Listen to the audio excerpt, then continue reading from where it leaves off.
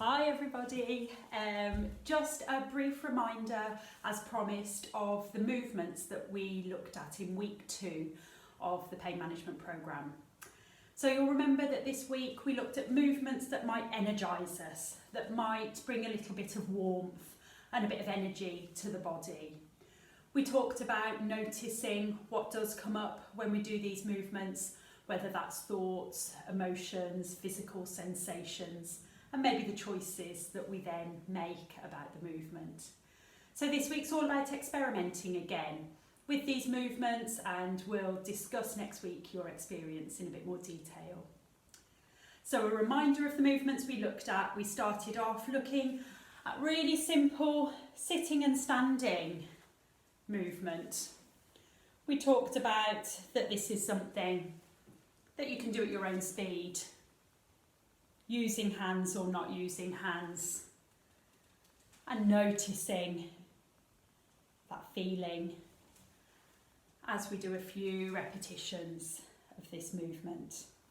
We didn't set a particular amount that you need to do this week, but during the session we experimented with a minute of each of these movements. So sit to stand is the first one. Then we moved our focus onto the upper body and we experimented with punching. And we talked about that you could do this movement in sitting or in standing, and that your punching movement could be punching in front, punching up overhead, across the body, down, and really just noticing different sensations that might come up with different types or speeds of punching. So that was our second movement, and definitely we can notice that that might energise the body. The third movement that we looked at took us back to the 1980s, and we had a little think about a step and punch. So we're reaching across the body with the arm and stepping out to the side with the leg. So same arm and leg move, but the arm comes across the body and the leg comes out to the side. Always choice with these movements in terms of how big they are, how quick you move, and we're really just experimenting this week with what is available for us at this time. So that was our third movement, and then the last movement we went loop the loop.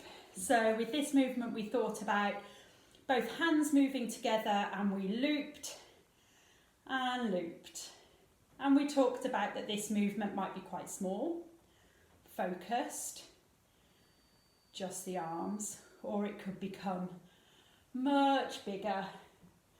We could follow the movement with the eyes. We could get the knees and the lower body involved. We could be reaching around, and we're just looping the loop. So I hope that you enjoy experimenting with these movements this week, and we'll look forward to catching up with you next week to think about our experiences.